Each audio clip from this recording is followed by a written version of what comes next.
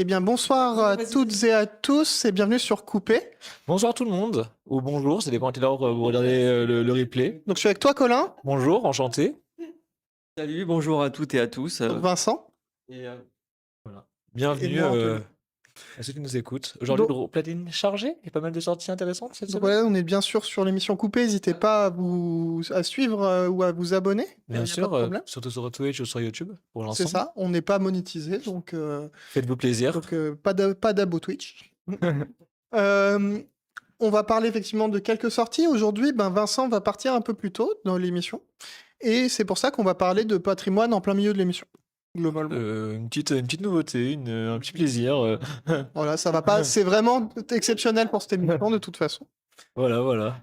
On va démarrer donc par une grosse sortie de la semaine. C'est vraiment un film qui a été qui va aux Oscars et Carrément. 9 nominations. voilà, avec Timothée Chalamet. Chalamet, ouais. Et le film raconte l'histoire d'un joueur pongiste. de ping-pong, voilà. Ouais. Il s'appelle Marty Mauser. Et donc son titre c'est Marty Suprême.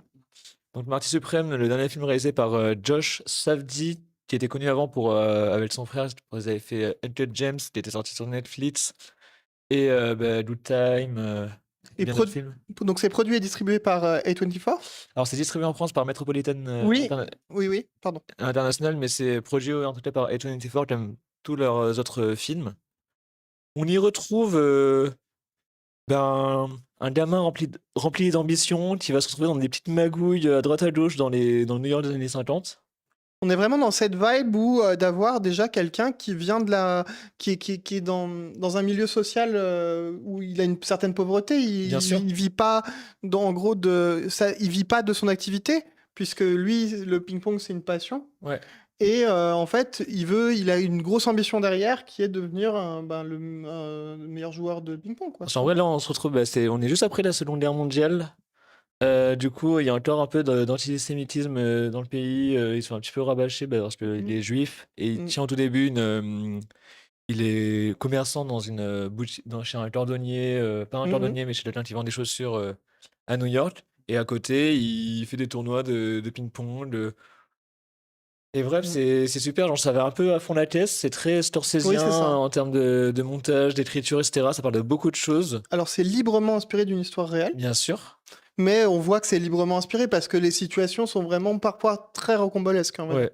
On y retrouve au casting aussi Gwyneth Paltrow qui joue une ancienne actrice. On retrouve le rappeur américain Tyler, the Creator, qui joue un de ses meilleurs potes. Et on a une nouvelle révélation qui s'appelle Odessa Zion, qui joue la petite amie de Marty Mauser. Même si effectivement les personnages féminins sont toujours pas, ils restent quand même pas dans le premier plan, je trouve. Oui.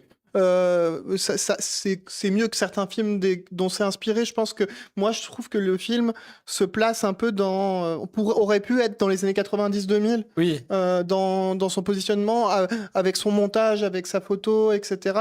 Ça rappelle vraiment ça, notamment le 35 mm qu'on reconnaît globalement à l'écran. Puis il y a eu des projections en 70 mm, je pense que ça rajoute aussi du C'était du 70. Il y a eu des projections en 70 mm. Ouais, mais c'est tourné c'est bizarre si c'est tourné en 70. Pas sûr, mais il y a eu des projections qui ont été faites en 70 mm. Mais je pense que c'est juste pour accrocher un cachet, pour se remettre un peu dans l'ambiance années 50, etc. Mais bref, toi, t'avais vu le film, comment ça s'appelle? Le film du Thatcher, qu'avait fait réaliser son frère, qui était sorti l'année dernière? Pas du tout. Ou alors, il faut me rappeler le nom, mais. Oh waouh, c'était avec Dwayne Johnson. C'était, je sais plus du tout, il avait remporté le Lion d'argent de la réalisation à Venise, bref. Mais là, Iron Claw, c'est ça? Non, c'est pas Iron Claw. C'est pas Iron Claw, d'accord. Mais Iron Claw était un très bon film, par contre, ouais. Mais du coup, ouais, c'est. En vrai, certes, il y a eu énormément d'attentes sur ce film, parce que le film est sorti à Noël l'année dernière. Timothée Chalamet a déjà remporté pas mal de prix aussi en tant qu'acteur, et il est directement un peu dans le haut du panier pour les Oscars qui se passent dans 2 semaines, il me semble. La performance de Timothée Chalamet est plutôt forte en termes de jeu d'acteur dans le film. Bien sûr, il passe dans toutes les émotions, mais on le sent un peu fébrile, je trouve. Il joue un gamin de 22 ans qui est rempli d'ambition à 23 ans, mais En fait, il est encore jeune. Bon, après, j'ai Oui, son âge, mais faut imaginer que son tempérament, c'est un peu un tempérament qui un peu de sale gosse et un peu un côté provocateur à la Mohamed Ali par moment. Ouais. ouais. Mais complètement. Mais je pense que c'était complètement inspiré aussi un peu. Je pense qu'il y a eu des C'est possiblement influences inspiré aussi. de Ali, de Michael Mann. Alors après, est-ce que Marty, donc parce qu'il s'appelle Marty, mais j'ai pas son nom de famille. Donc Marty Mauser. Alors Mauser, ça c'est dans le film, mais c'est inspiré d'un Marty qui a existé dans la réalité et qui est vraiment champion, qui est vraiment eu. Parce qu'il y a un film qui s'appelle Marty des années 50 avec Hannes Borgnine qui a eu d'ailleurs l'Oscar du meilleur acteur pour ce film en fait. Alors je sais pas s'il y a un lien. Mais Le film s'appelle Marty aussi. Mais en tout cas, il y a Mais parce qu'il y a un joueur qui s'appelle Marty. Ah d'accord. Et D'accord, ça raconte un peu son histoire, mais de manière fictionnelle. Et c'est pour ça que Ouais. son nom de famille n'est pas le même nom de famille que celui qu'il a dans la réalité. D'accord, ok. Parce que là je lis. Alors, je vais vous lire un truc, vous allez me dire qu'est-ce que vous en pensez. Positif indique Marty Suprême appartient ainsi à ces rares sagas qui nous racontent que l'existence est une aventure parfaitement dégueulasse, injuste et absolument extraordinaire à traverser. Au moins une fois, bienvenue dans ta vie, il n'y a pas de retour en arrière, chanté par le groupe Tears for Fears. Bah, en Qui est un fait, groupe de l'époque d'ailleurs, des années 80. Je veux dire. Alors, quand vous avez parlé, il y avait un lien bah, esthétiquement avec des films des années 80. Ouais, peut-être plus 80, tu dis? Ah, peut-être. Tears for Fears, Tears for Fears, c'est un groupe. Ok. Je pense qu'ils font référence à ça. Ça rejoint en fait, dans l'article un groupe des années 80-90. Ok. Dans la mesure où je dis ça parce que vous avez parlé que c'était 99 000, je l'aurais dit. Mais ouais. Esthétiquement, c'était proche de la photo des films de cette époque-là, en fait, quand même qu'ont pu faire Scorsese, tout ça. Et pour rebondir un peu ce que vous avez dit tout à l'heure, moi je l'ai pas vu, hein, mais juste pour développer un peu le débat. Et je m'aperçois que Chalamet, en fait, il se dirige de plus en plus vers des rôles de composition parce que son précédent film, c'était sur Dylan et il a quand même beaucoup bossé. Et là, j'ai l'impression que pour ce film, il s'est encore donné à fond. Bah, moi, je pense que même dans Bob Dylan, déjà, il avait un jeu qui était beaucoup plus singulier que ce qu'on avait pu voir dans du Dune. Mais là, on voit encore une étape supérieure parce que je trouve qu'on on sait que c'est Timothée Chalamet qui joue, mais par contre, on voit qu'il interprète vraiment un rôle et on pense au rôle, on pense pas à Timothée Chalamet. On pense à Marty dans le film. Mais je trouve très bien, puis même là, ça fait déjà 2 rôles qu'il enchaîne. Il a mis 5 ans de préparation, c'était dans son rôle de Bob Dylan. De base, le film était censé être tourné en 2021, mais à cause de la pandémie du Covid, il avait dû. Il a profité de cette opportunité pour s'améliorer à la guitare, à la composition. Là, également pour le ping-pong, etc. Après, je ne sais pas si c'est juste du marketing ou. Mais en vrai, en tout cas, ça se voit. Genre, puis même, t'as les références. Le générique du début est très drôle. Et qui se termine, genre, c'est quand même un film très cyclique. Le début et la fin se répètent. Il y a des miroirs de partout dans le film. Mais c'est une petite frappe qui essaie de se sortir de ces situations un peu rocambolesques. C'est assez fun et puis ce qui est bien, c'est que le personnage, il est montré dans toute sa cruauté aussi, quoi. Parce qu'il n'est pas du tout blanc, ce personnage. Il est assez, mais il est même parfois assez violent dans ses actions, quoi. Si vous parliez des miroirs, il y a beaucoup de miroirs dans le film. D'un point de vue narratif, pas des miroirs physiques en fait, c'est autre chose. Non, genre il y a des scènes qui se répètent au début, à la fin. Quand tu parles de miroir, d'accord, parce que moi j'avais compris miroir. Et le film est très cyclique, genre il ouvre plein de. En fait, je pense qu'en arborescence, il se passe vraiment plein de petites histoires qui vont s'enchaîner tout au fil de l'histoire. D'accord, ok.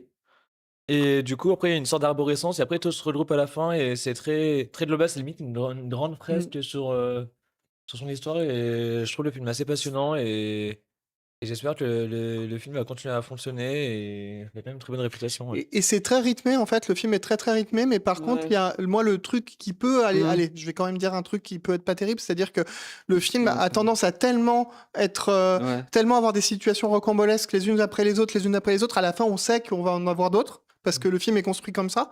Et du coup, ça peut effectivement se dire, ok, c'est too much par moment, ou on peut s'essouffler un peu. On peut avoir un peu cette sensation-là. Après, le truc Tears for Fears, j'ai l'impression que ça fait partie de la musique du film, en fait. Oui, c'est Everybody Wants to be Everybody Wants to be the world, non? The winner, ou le gagnant, en fait. Tout le monde veut être un gagnant. Il y a aussi il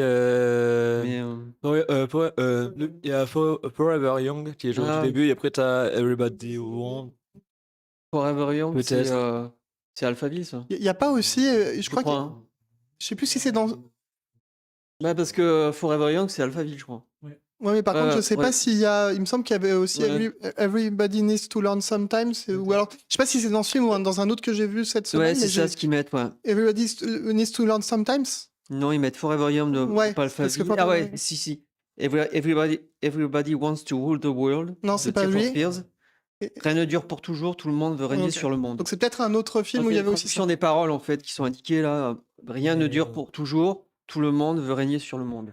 Les musiques sont Ouais. très, très bien choisies par rapport à la composition du film.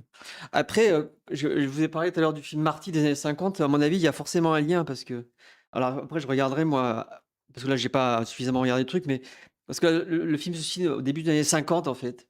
Le film dont je vous ai parlé, Marty, c'est un film qui est sorti dans les années 50 aussi. Donc, c'était juste après, après Donc vraiment au après, même moment de c'est assez la. étonnant. C'est assez étonnant. Il y a peut-être un lien. Faudrait que je Peut-être, à regarde voir, à ce creuser. ce film avec Ernest Borgnine, son premier film, je crois. Et il a eu l'Oscar de meilleur acteur à l'époque. Bon, à suivre.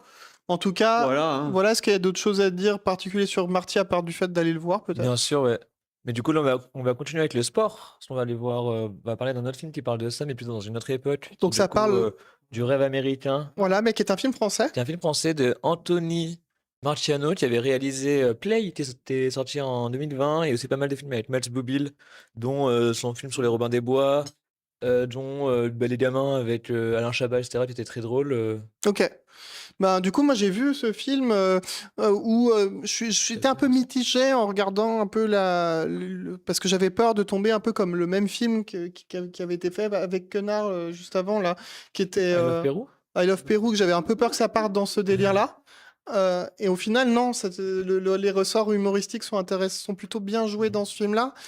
Ça raconte en fait l'histoire de deux entrepreneurs, on va dire, qui veulent faire en sorte, enfin, des entrepreneurs. C'est pas vraiment des entrepreneurs dans le sens où ils vont monter un business mais en gros, leur idée, c'est d'emmener des gens. Donc c'est un business aussi, mais c'est d'emmener des gens qui sont des joueurs de basket à la NBA. Ok. En gros, ils veulent leur permettre d'avoir d'être à la NBA, quoi. Et sauf qu'ils sont deux à faire ça, ils sont tous les deux à des petits boulots qui leur plaisent pas forcément, et en fait ils ont une envie en fait de faire ça. Et du coup on va voir à quel point en fait ils vont accompagner donc ces jeunes joueurs et profiter du cachet en fait qu'ils vont obtenir de la NBA pour pouvoir dérouler leur business et leur permettre d'envoyer d'autres joueurs à la NBA. Et le gros du film se passe sur le fait qu'ils vont vraiment galérer parce qu'en vrai, sachez-le, quand ils envoient un joueur à la NBA, ben, ils peuvent récupérer vraiment une très petite somme Ouais. sur l'ensemble. Donc ça peut paraître une grande somme, mais pour une boîte, c'est une C'est pas petite grand-chose, somme. ouais. Et du coup, bah, ça fait qu'ils vont s'endetter et ça va raconter pas mal ce rapport-là de comment est-ce qu'ils vont arriver à s'en sortir alors qu'ils s'endettent, quoi. Mais est-ce que l'alchimie entre Jean-Pascal Zadi et Raphaël Quenard fonctionne toujours aussi bien entre les deux? Ouais. Ouais, ben on a Pas la- l'impression qu'ils sont potes dans la vie, Bah mais oui, je sais pas si c'est c'est le pas cas. la Mais... première fois qu'ils tournent ensemble. Je crois qu'ils ont fait au moins genre 4 ou 5 films sur les 3 dernières années ensemble. Où ils jouaient en tout cas au même moment. Je sais pas, dans L'amour ouf, même dans I Love Peru, Zadi il joue aussi. Non, ils avaient plein de films. Je trouve que leur job fonctionne très très bien. Ça marche bien. Alors, moi, par exemple, je suis un peu gêné par le fait qu'on raconte en fait, qu'on leur dit, ils viennent d'un milieu social compliqué, et en fait, on part vers de la réussite, et je trouve que ce qui est un peu malhonnête, je trouve, dans ce genre de discours, même si c'est basé sur la réalité, hein, c'est qu'en réalité, c'est très peu de gens, en fait, qui ont ça. Donc, en fait, croire en ses rêves, ben, là, pour eux, potentiellement, peut-être que ça se passe bien, mais pour l'immense majorité des gens, c'est pas trop le cas. Donc, c'est ça qui est un peu difficile. Donc moi, les sujets comme ça, j'ai un peu du mal. Mais en termes de film, je trouve que oui, c'est bien, ça marche plutôt bien. Ouais. Mais si on compare à Marty Suprême qui parle aussi énormément du rêve Bah oui, américain tout à et de son fait. effondrement, et on voit qu'il se fait un petit peu malmener par le système capitaliste américain, qui se fait un petit peu avoir, C'est qui a ça, pas mal mais il y a désillusions. ça dans le film. Il y a aussi, il y a ça, c'est dans le rêve Ouais. américain de Anthony Non, justement, Marciano. dans celui-là, ça montre que oui, ils se font... Mais c'est beaucoup plus léger. C'est plus une C'est comédie, ouais, non? ouais, c'est plus sur... Il y a un aspect comédie, mais effectivement, ça reste... Je pense que c'est comédie dramatique. Je sais pas comment ils mettent ça dedans, Mm. comment ils genrent ça, parce que ça raconte une vraie histoire. histoire en fait, c'est Ok, vraiment deux personnes qui ont vraiment existé. C'est forcément romancé bien pour le sûr. film, il n'y a pas de problème. Mais il y a vraiment des joueurs de la NBA qui ont été propulsés par deux personnes qui ont monté tout un business autour de ça, quoi. Trop cool. Ça Donc se c'est passe arrivé pour de vrai. ça se passe dans à quel moment? Genre, quelle décennie? Bah, en fait, je crois que c'est assez récent parce que Ok, il me semble qu'il y a encore il y a quelques années à peine, ils ont envoyé un nouveau ok. quelqu'un à la NBA. En gros, la plupart des Français qui sont reconnus à la Ouais, là, NBA actuellement, ouais. aujourd'hui, ils sont passés même par là, apparemment. Bah, trop bien. Est-ce que tu l'as vu, Vincent, ou Oui. pas? Et, par contre, je pourrais dire quelques trucs. Moi, j'ai vu la bande-annonce 10 000 fois. Et Ouais, de ce que tu disais, par rapport. C'est vrai que déjà dans la bande-annonce, ils expliquent déjà toute l'histoire, quasiment. T'as à peu près toute l'histoire dans la bande-annonce, hein, assez j'ai fort l'impression. possible Ouais, qu'elle est ouais, spoilée à mort, ouais. c'est très truc. Après, moi, Raphaël Quenard, je le trouve un peu dans ses derniers rôles. J'ai pas vu le dernier, hein, j'ai pas vu celui-ci, mais moi, je le trouve un peu décevant par rapport à ce qu'il faisait avant. Ah bah Genre Les bien. Chiens de la Casse, où c'est vraiment intéressant. Là, il a l'impression il est dans l'autoréflexion de ce qu'il est en tant qu'acteur. Il est toujours un peu là-dedans, j'ai Et ben, je trouve l'impression. que Donc, dans ce film-là, justement, il n'y a pas ah, ça ça. sort de ça? Mais Ouais, par bah, très contre, bien. Parfait, dans I alors. Love Peru, il y avait ça. Ah ouais, c'était lourd, mais le film était là-dessus d'ailleurs. C'était un Ouais. peu, Mais, c'était vendu comme ça en tout cas. Mais là, justement, on n'est pas Mais, là-dessus. d'accord, Là, il ok. reprend un rôle où on sent que c'est pas Ouais, son propre rôle et que c'est le rôle de d'accord. quelqu'un. Après, oui, clairement, on ressent qu'il y a un ressort de Ouais, fiction, etc., qui est dans une tonalité d'humour, et une ouais. tonalité de personnage qu'on a l'habitude de voir chez Quenard. Mais Même chez bon, son partenaire aussi, mais aussi chez, dérision en permanence. mais qui reste dans le registre un peu de la comédie, tu vois. Mm, Donc ouais. c'est pas illogique. Et Si en tu même veux. temps, j'ai l'impression toujours dans leur manière de jouer, en fait, en tout cas, Ouais. ce qui ressort, c'est on assume sans vraiment assumer en fait les personnages finalement. On est toujours dans une espèce dans ce truc de l'autodérision. On n'est pas vraiment dans une interprétation réelle d'un personnage. On est toujours un peu dans une distanciation. Et il n'y a pas l'engagement, parce que tu parlais de Marty tout à l'heure, mais j'ai l'impression que là, les acteurs américains sont pas du tout là-dedans, hein. Ils sont investis à fond dans les personnages et ils sont pas dans ce truc de l'autodérision qui est quand même typiquement français quand même.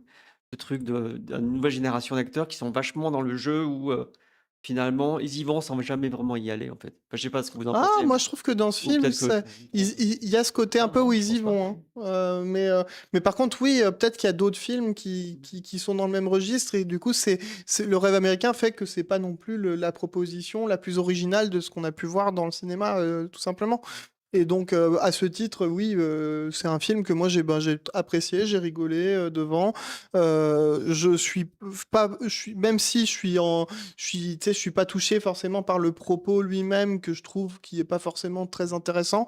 Bah, le film dans son côté divertissant, etc., marche aussi. Donc voilà quoi. C'est un petit plaisir comme ça à voir, mais sans plus. C'est pas le film de Mais c'est l'année. pas grave Puis que c'est vrai, mais ça reste quand même cool d'avoir des petits films sympas, très cool à voir comme ça. oui, et puis ça fonctionne. En fait, Bah c'est un ouais. film qui fonctionne et qui certes, le divertissement, on peut voir ça comme quelque chose de mauvais. Non, là, ça reste un film qui est intéressant quand même de voir, même en salle, hein. Mais Enfin, bien sûr, ouais. Moi, je verrai si j'ai le temps d'aller le voir. Parce qu'en vrai, ça m'intéressait.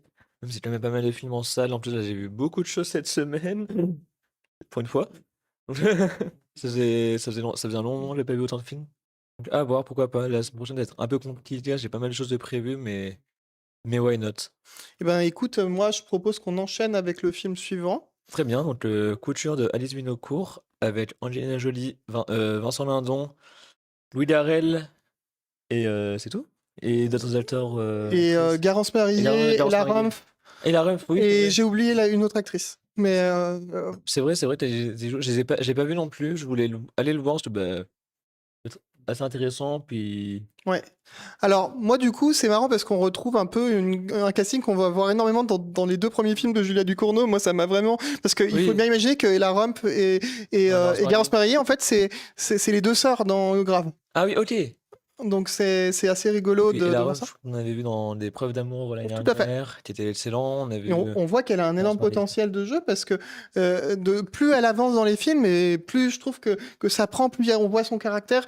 Et c'est bien de voir cette actrice-là, Moi, je je trouve. l'avais adoré dans Le Théorème des Marguerites, qui était sorti il y a 2-3 ans, et qui ça fonctionnait vraiment très très bien. Ouais. Même en temps, avec des premiers rôles, ça marche super. Mais il manque encore ce film un peu qui est un peu casse-gueule, tu vois, qui est vraiment Ouais, là pour la révéler vraiment, parce même, que je trouve qu'elle a vraiment quelque chose à montrer dans le jeu, si quoi. on la compare à Anna Maria Bartolomei, qui a eu bah, du coup l'événement de Mm. Dwayne qui l'a un petit peu révélé au monde entier, plus avec le Comte de Monte Cristo, ou Ah même ouais, récemment avec le cas d'Adam.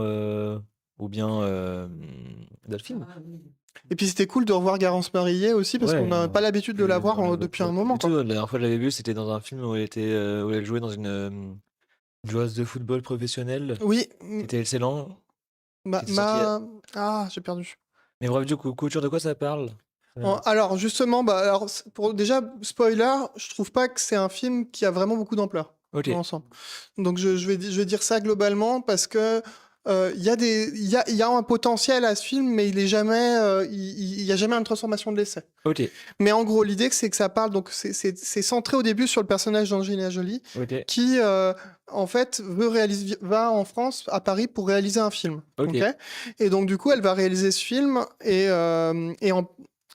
pour réaliser ce film, bah, elle va avoir elle va trouver des acteurs et actrices. Et il y a une des actrices qui participe aussi à la Fashion Week. Ok, ouais. D'où le titre couture. Et du coup, elle vient là pour des défilés, cette fille-là, et j'ai perdu son nom dans le film. C'est une des actrices dont je n'ai pas trouvé le nom. Et du coup, donc on va passer donc du personnage d'Angelina Jolie à ce personnage qui va être actrice dans le film. Ok. Je trouve le nom de l'actrice dans Ouais. le. Alors, je pense que c'est Ella Rumpft. Non, Il joue Angèle, c'est pareil. non. Après, il y en a une autre, Anier Anaï. Ouais, je pense que c'est elle. Le rôle de C'est Ada, Ada, tout ouais. à fait, oui. Alors là, Merci. c'est Anier Anaï. Ouais, tout à fait. Après, voilà. Et donc, c'est Ada, justement, c'est Ouais. Ada. Et en fait, Ada, elle vient d'un milieu assez populaire, finalement. On connaît pas grand-chose dans le film. On va justement pas creuser. C'est un peu le problème du film. Mais elle a sa mère qui a besoin d'argent. Enfin, c'est compliqué. En gros, ben, sa mère, elle lui dit qu'il faut absolument qu'elle le fasse. Et elle se pose des questions parce qu'elle se sent pas à l'aise dans le milieu où elle est. En gros, on va avoir ça. Puis on va avoir justement le personnage d'Ella Rumpf qui arrive juste après, qui joue en fait, qui elle est maquilleuse.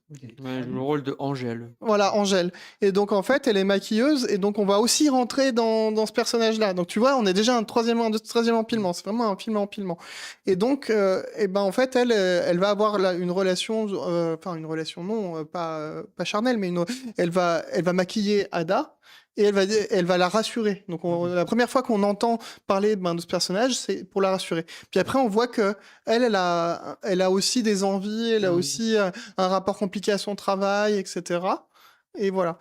Et on va basculer ensuite sur la personne qui va faire le, la tenue de Ada, qui s'appelle, qui est jouée par Garance Marillier, qui est la couturière. Ok. Donc aussi, on va rentrer dans un peu, mais c'est l'histoire qui l'a moins travaillée, c'est celle-là. Du coup, c'est un film choral.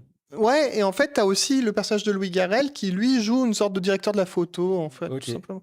Et qui va tourner pas mal autour d'Angelina Jolie, quoi. Ok. On les voit vachement à l'affiche, même sur l'écran de Positif. J'ai l'impression qu'ils sont très proches, limite en relation, etc. Mais non, pas du tout. Alors, C'est ambigu. regardez le film C'est ambigu. pour avoir la réponse à cette question. Puis même, Parce t'as le que- personnage de Vincent Lindon qui joue aussi Voilà, donc Vincent- médecin. Alors, il joue un médecin parce que il se passe quelque chose, je sais pas si ce qu'on montre trop dans la bande-annonce. Je crois, même dans l'affiche, on voit on lui dessine sur le corps. Ok, donc- Elle a un cancer du sang, etc. Et ben, Angelina Jolie, à un moment donné, elle va recevoir un coup de fil, elle doit voir un médecin. Ok. Et donc, du coup, elle doit avoir un médecin, et ce médecin, c'est Vincent Lindon qui le joue. Oui. Et effectivement, c'est plutôt dans une partie, dernière partie de la première partie du film qu'on commence à voir Vincent Lindon, parce qu'on a déjà passé pas mal de persos, et on revient à ça. Et finalement, oui, l'histoire qui va le plus ressortir, c'est celle d'Angelina Jolie. Mais Voilà. c'est le personnage principal, elle est sur l'affiche, etc. C'est ça, même si on voit qu'il y a une volonté de construire tout un tas de personnages. Ouais. Et du coup, ça fait que ce film a un peu le cul entre deux chaises. C'est-à-dire qu'il essaye avoir cet aspect choral, comme tu disais. Ouais. Mais en même temps, il a quand même une histoire dominante par-dessus, ce qui fait que c'est difficile de s'y retrouver dans son ensemble. Il y a un problème de cohérence globale, quoi. C'est un peu comme, Pas de cohérence, mais de consistance plus. c'est un peu comme Nino de Pauline Lotès, où tu vois le l'ai personnage pas de vu. Nino qui déambule dans la rue et qui va du coup faire des rencontres dans sa vie. Il va se retrouver perdu, etc. Mais du coup, celui-là, dans le film de Pauline Lotès, tous les personnages sont mineurs par rapport à lui. Certes, on les développe, mais juste la relation entre le personnage principal et la personne à côté. Bah, il y a quand même un gros passage avec Ada dans le Ok. film. Donc, je trouve qu'il y a vraiment, c'est Angelina Jolie qui avait le plus développé, puis après Ada, puis après La Rumph, Ok. puis après Garance Marié, quoi, en gros, Ouais. dans l'ordre. Et après, oui, Vincent Lindon, mais ok. Et Vincent Lindon, c'est très petit dans le film, on le voit que dans les consultations. Ok, donc c'est très. Mais Ok, il c'est a plus son. Il arborescence, joue bien, hein. etc. Mais ok, c'est pas réellement le personnage qu'on suit, et après, on switch directement un personnage après pour raconter son histoire, etc. et sa vie. Et du coup, finalement, il y Mais a du un coup, j'ai l'impression côté. qu'on se perd dans le film, en fait. Puis, finalement, ça veut dire qu'il y a un ressort un peu bourgeois, quoi, dans le film, tu vois. Un Plus film avec que. Vincent Lindon, Alors, c'est pas un film bourgeois, non, c'est. mais oui, mais ça peut. Mais justement, il a fait plein de films avec comment il s'appelle, avec Brisé, donc ça aurait pu Oui, avoir un ressort un peu plus social. Mais finalement, le seul oui. truc social est catalysé dans le personnage d'Ada, qui est rendu un peu superficiel dans le film, Mais même malheureusement, quoi. Stéphane Brisé, il a fait même son dernier film, c'était avec Guillaume Canet, qui écrivait des livres, qui était paumé sur une plage, voilà quoi. Je ne dirai pas plus de choses, mais en tout cas, il y a ce côté où ben, en fait, il y a ce côté où soit il aurait fallu choisir un peu plus de développer Oui. le personnage d'Angelina Jolie et pas forcément créer toutes les moutures derrière, soit il aurait fallu mieux travailler, aller plus en profondeur dans toutes les moutures qu'il y a derrière pour les rendre vraiment cohérentes, et parce qu'il y a vraiment une idée, on fait un lien et ça se suit, mais Ouais. c'est comme si ça se rejoignait pas vraiment à la fin, quoi. Tu vois, Ok. C'est un peu bizarre, ouais. c'est un peu bizarre parce que C'est un peu un film de Frankenstein, mais comme elle, tous ces morceaux racolés, le film, c'est. Là, il met quand même la couture est un tour de force où Angelina Jolie exprime toute la portée lyrique de la peur de mourir. Ouais, mais en Oui, vrai, ça tu dure vois, bien, le c'est type rare. de remarque que tu es en train de lire, finalement, ça montre que, oui, effectivement, il y a la peur de mourir. Ben, on l'a compris avec le fait qu'elle allait voir le médecin. Bon, après, vu que le film n'est pas centré que sur elle, c'est pour ça que je dis qu'il aurait fallu mieux creuser là-dessus, parce que tout le ressort, je pense, qu'il a voulu être fait, c'est de développer des personnages secondaires. Et finalement, on retient quoi? Angelina Jolie qui a un problème qui a une maladie, quoi. Yeah. Dommage. Mais du coup, si on n'en retient pas grand-chose, on va autant passer au film d'après. Eh ben oui, on va reparler d'un film dont on a déjà parlé dans l'émission, La semaine dernière, ouais. puisqu'il s'agit d'Aucun autre choix, donc un film de Park Chan-wook. Ouais, que j'ai rattrapé lundi soir. Donc pour rappel, Park Chan-wook, il a réalisé des films comme Mademoiselle et comme Old Boy et la trilogie de la vengeance. S'il te plaît, ouais. Et du coup, dans la trilogie de la vengeance, il y a aussi Sympathies for Mr. Vengeance et Lady Vengeance. Mais du coup, aucun autre choix, on suit un bon père de famille qui va se faire licencier de sa boîte. Il travaille dans une papeterie d'hôtel en Corée du Sud. D'ailleurs, le papier sur lequel est imprimé sa démission, enfin Ouais, sa démission. pas sa démission, son renvoi, est vraiment, tu sais, tout crasseux, c'est marrant. Mais du coup, t'as un côté très. Moi, j'aime bien. Ça parle de plein de sujets hyper intéressants, mais je ressens moins la patte de Park Chan-wook, surtout dans sa mise en scène, dans ses transitions, etc. T'as toujours, tout le monde en parlait la semaine dernière avec Sylvain. T'as toujours vraiment des plans qui sont assez dingues, qui sont hyper bien cadrés. Mais pour moi, genre, ce qui m'intéresse vraiment chez lui, c'est les transitions. Et là, mis à part la séquence, on présente un petit peu son alter ego, qui est une des premières personnes qu'il va rencontrer et même tuer. Parce qu'en vrai, le pitch, c'est juste, il va un peu être le RH alternatif et va essayer de traiter toutes les personnes qui seraient potentielles pour être employé à un nouveau job. Et du coup, il va les traquer pour les tuer et pour qu'il ait son job. Tu l'as vu, Vincent, ou pas? Eh ben. Après, c'est un peu le sujet du couperet aussi de Costa Gavras avec, comment il s'appelle Mais avec José Garcia, mais C'est c'est ça, ouais. une adaptation, un Ouais, remake c'est du ça, film. c'est un remake, ouais. Je crois qu'il a été. Après, Il en fait un parle dans hommage, le en mérite, fait, etc. Il va faire un hommage. merci à Costa Gavras, ou je sais plus, il y a une coproduction avec Costa Gavras à un moment donné, enfin, c'est coproduit, enfin, par Costa Gavras peut-être. Ou sa famille, je sais pas, mais. Après, s'il parle de système capitaliste, voilà, qu'est-ce que c'est la conséquence du système sur des gens qui perdent leur boulot, qui en veulent un nouveau. Du coup, ça crée une compétition et du coup, on peut traiter cette thématique de la compétition. Là, du coup, ça devient un film noir, en fait. Où Mais, on élimine, sans trop révéler, les concurrents. Enfin, je veux dire, c'est pas. mais c'est après, complètement une comédie noire. Moi, j'ai beaucoup Ouais, ri c'est une devant le film, comédie noire. etc. Non, mais c'est clair, c'est C'est l'intérêt fou. du film d'ailleurs, hein. Mais je trouve qu'il y a quand même un très très drôle ventre mou en plein milieu. Ouais, je trouve que c'est long déjà. Bah, après, C'est très, il dure quoi? Il dure 2h30, autant d'autres choses. Ouais, mais tu vois, par exemple, t'es pas la seule personne, j'ai l'impression, qui a vécu un ventre mou, mais moi, j'ai pas eu ce moment-là. C'est-à-dire Ok. que j'ai trouvé que le film était plutôt bien rythmé de bout en bout, Et j'ai été pris complètement dans le schéma. Le film est assez linéaire, Oui, et contrairement à ce que Sylvain nous disait que le film était justement trop linéaire peut-être par rapport à d'autres films de Park Chan-wook, si je me rappelle bien. Moi, je trouve que c'est justement intéressant parce que c'est un peu, je disais que c'était un peu un anti-Shyamalan. Parce que là où on veut faire 15 milliards de twists ouais, dans certains films, dont certains films de Park Chan-wook où on essaie de faire, où on a quelques twists, là on n'a pas ça. Eh ok. bien, bonjour, et j'arrive pas à lire ton pseudo. Ouais, c'est Euh, Yo alors, Podcast. c'est trop petit pour moi, là. Ouais. Yo les Ouais. Space Bears, En tout cas, enchanté. Mais alors, pour revenir sur le film, bah, le truc, c'est que je dirais que ça commence d'ailleurs, il a mis le paquet sur au niveau esthétique, même image de synthèse, hein, pour rajouter ce côté, représenter le foyer, la maison comme modèle de réussite et de confort absolu dans la société libérale, en fait. Donc, c'est l'homme qui a réussi, il a la belle maison, il a la famille. Et là, même il y a des trucs, il y a des. Comment dire, on voit qu'il y a une intervention du numérique parce qu'il fait tomber des trucs un peu brillants du ciel, enfin des feuilles qui tombent sans arrêt, quoi. Donc, c'est vraiment l'idéal, comment dire, une manière de montrer que c'est une idéalisation de la réussite, on va dire, Oui, à travers complètement. la maison, enfin, le Les type qui a, voilà, chiens, la tout, voilà. famille, ses Et du enfants, coup, etc. tu grattes et derrière, en fait, c'est pas derrière tout ça, c'est un peu comme quand, comment dire, Lynch critique le modèle américain dans ses films, en fait.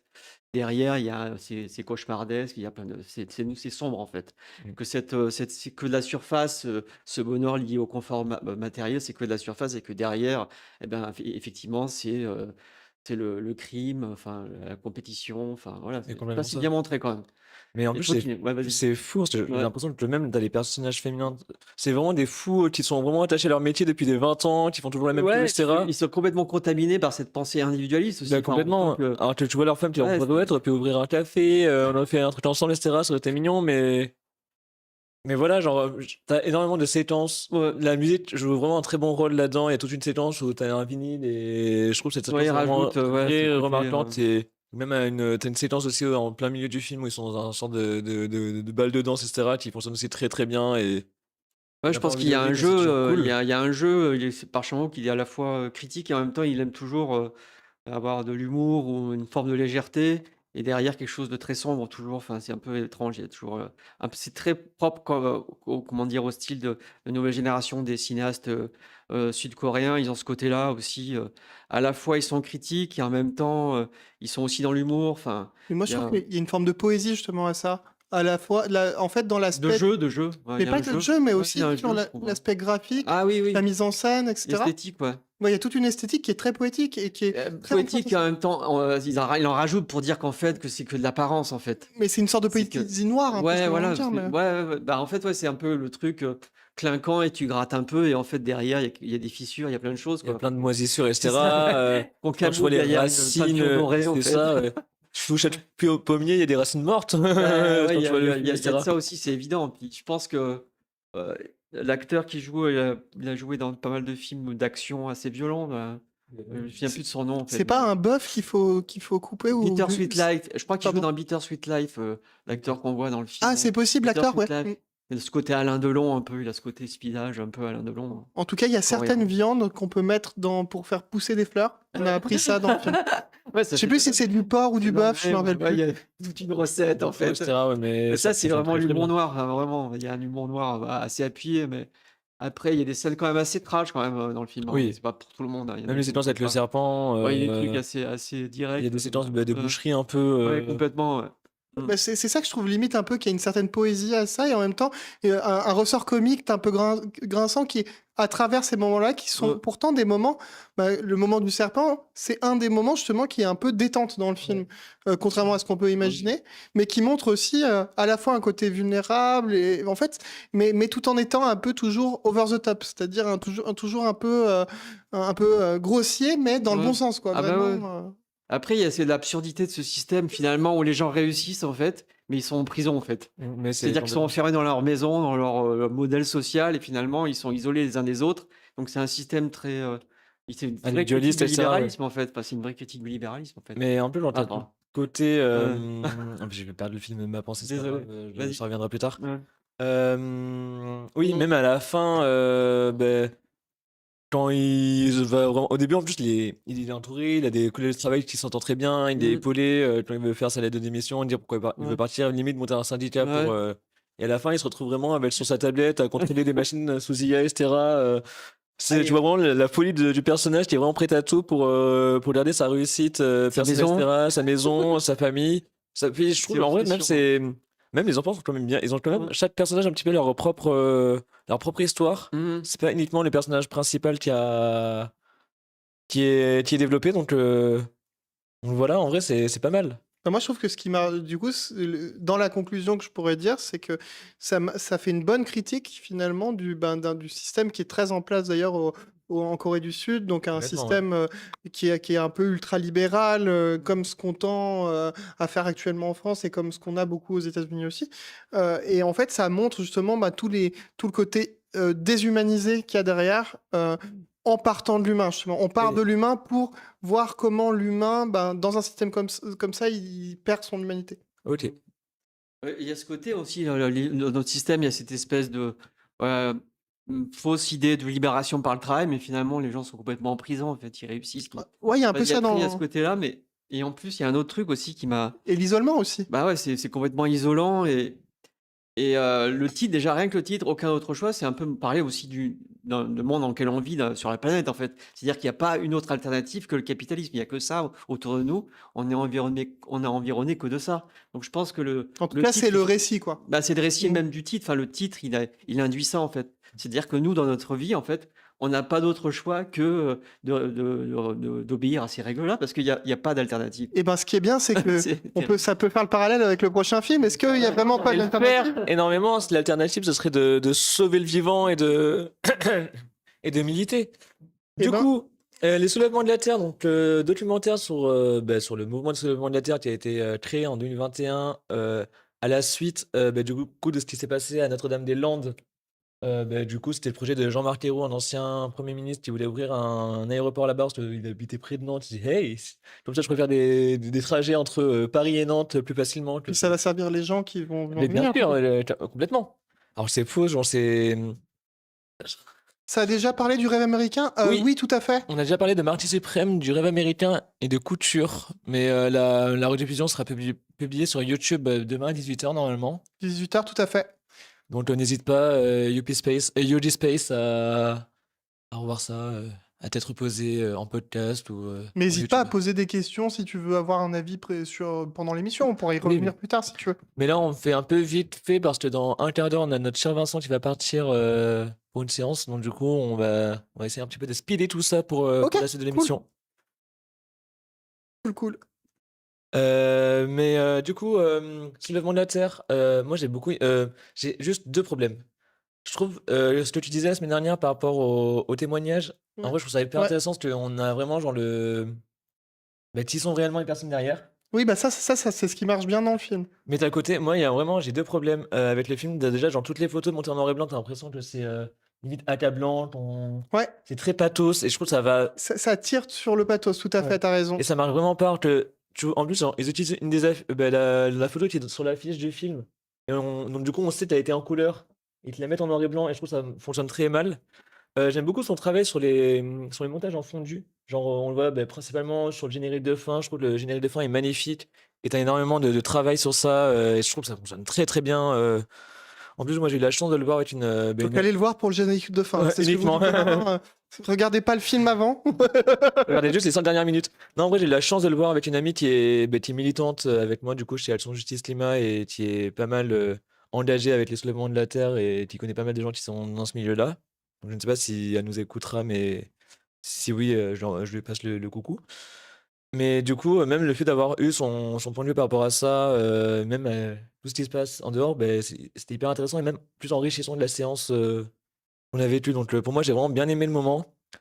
J'ai surtout trouve, t'as quand même beaucoup de. Parce qu'en vrai, tu vois, le documentaire a été fait sur pas mal d'années.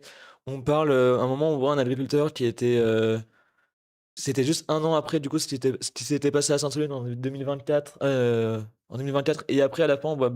Donc Sainte-Soline, pour info, c'était une manifestation autour d'une méga bassine. Autour du Méga-Bassine, qui était, du coup, pour l'agriculture plutôt industrielle.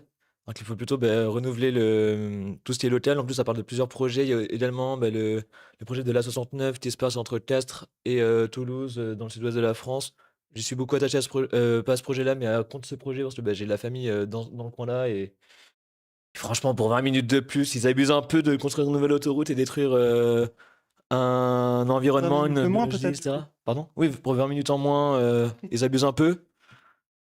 Voilà quoi mais du coup, même à la fin, tu as tout le projet, du coup, quand tu as toutes les personnes qui sont parties sur leur voilier pour entourer une île, en Bretagne, qui appartient à Vincent Oui, Bolloré. Ça, c'était vraiment genre l'été dernier, donc du coup, tu vois que le film a été fait sur, pas mal de temps, en mais on termes de voit pas. production, de Par contre, tournage. on est d'accord qu'on voit pas grand-chose à l'image. On voit quelques moments d'archives, Ouais, on va mais quelques vraiment en mode survolé, quoi. C'est des transitions plus qu'autre chose. mais j'ai à la fois l'impression que le film a été fait vite, Peut-être trop parce trop qu'il vite. manque d'un travail documentaire justement. Ouais et alors mais les récits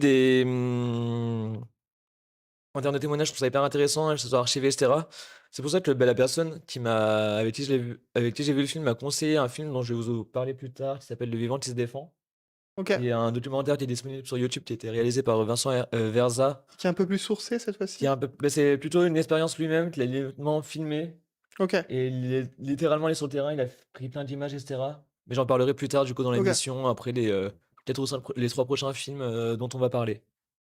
Mais ouais, franchement, c'est le film passe encore, je crois, au Théâtre Automédia à Lyon.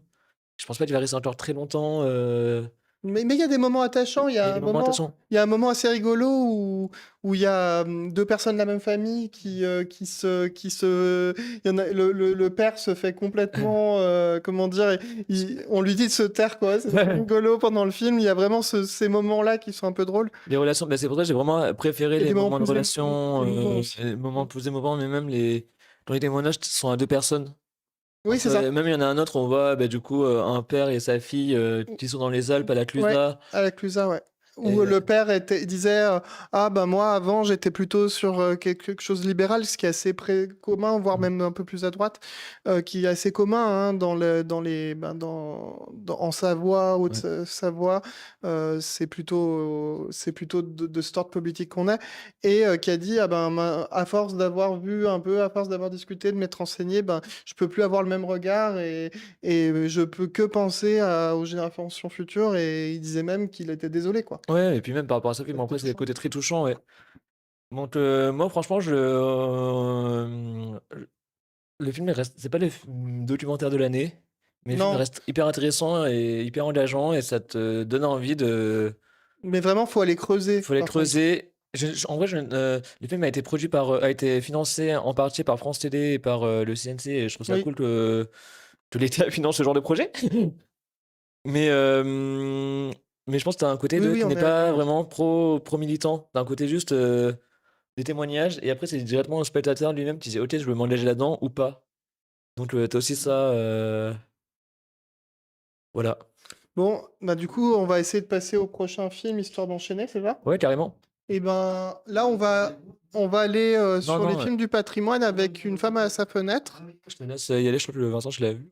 Ah oui, oui, avec Romy Schneider, de Pierre Granier de Fer, c'est ça, non? Du coup, en ce moment, l'Institut Lumière, Ouais, t'as deux rétrospectives, même plusieurs rétrospectives, une sur ouais. Bruce Willis, une sur Romy Schneider et une sur Raoul Peck, Raoul Peck, ouais, auteur, réalisateur haïtien, en fait. haïtien, et qui a été ministre de la Culture haïtien, mais C'est on ça. va parler de son documentaire I'm Not Your Negro Yep. plus tard. Mais du coup, Une femme à la fenêtre, je vous laisse en parler et Ouais, let's donc, go, bah, allez-y. c'est un film de 76, en fait, de Pierre Granier de Fer, donc vraiment un auteur qui a travaillé sur à peu près 3 ou 4 décennies, en fait. Il a dû commencer dans les années 40 ou 50 et il a continué jusqu'aux années 70, en fait. Mais et du coup, on retrouve dans ce film Philippe Noiret, notamment, on retrouve Victor Lanoux aussi, qui interprète un révolutionnaire du Kuomintang, on va dire. Kuomintang, vous savez ce que c'est historiquement, hein, c'est l'organisation créée par l'URSS pour, entre guillemets, «faciliter le passage à la révolution dans les sociétés, mondiales», en fait, partout dans le monde, en fait, dans les années 30, ça a commencé dans les années 30 et donc du coup, là, c'était juste avant comment dire? Le début commence juste avant la deuxième guerre mondiale, on va dire, en Grèce, qui comme, à l'époque d'ailleurs, comme, en Espagne, passait dans la di enfin, basculait dans la dictature, en fait, hein. Comme, il y avait la guerre civile en 36 en Espagne avec Franco. Et là, justement, le film commence au moment où les généraux, comment dire, en Grèce font un coup d'État. Et donc c'est à la fois une histoire sur la politique de l'époque, en fait, des mouvements, et puis l'histoire de cette femme, en fait, interprétée par Romy Schneider, qui est la femme d'un ambassadeur, en fait, plutôt seul, en fait, finalement, et qui tombe amoureux d'un révolutionnaire. Et au milieu, il y a Philippe Noiret, qui la met en garde en disant que de toute façon, voilà, il faut que, enfin, qui la met en garde par rapport à cette passion qu'elle nourrit vis-à-vis de ce personnage, interprété par Victor Lanoux. Donc du coup, tout le film nous suit un peu le parcours avec des flashbacks. Il y a des flashbacks, tout ça, de l'évolution de cette relation, l'évolution historique en parallèle aussi.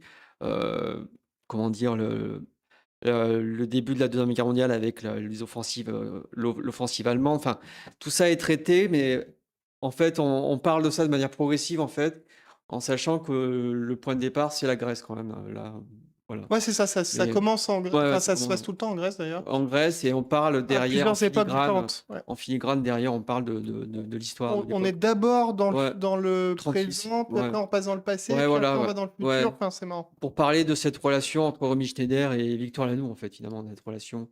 On les voit pas tout le temps à l'écran d'ailleurs, mais bon, on voit tous les gens qui sont autour, en fait, de ces diplomates qui essayent comment dire, de faire ami-ami, enfin, de faire des espèces de tractations, des accords avec Mussolini, puis après, non, ils sont plus d'accord avec Mussolini, ils vont vers les Allemands. Enfin, on voit bien que les ambassadeurs, ils sont très, ils sont pas dans le, ils retournent leur veste, quoi. Enfin, pour moi, c'est pas des, ouais, Et on sent aussi que, que le ouais, rôle de Noiret, en fait, ouais, il joue un personnage qui essaie de protéger un peu ses intérêts, mais en ouais. même temps, il est quand même pas d'accord avec ce qui est en train de se mettre en place. Ouais, voilà, il n'est pas d'accord non plus avec l'arrivée du fascisme, mais en même temps, il n'est pas non plus pour les révolutionnaires, pour les communistes. Il n'est pas très communiste non plus, il est plutôt anticommuniste.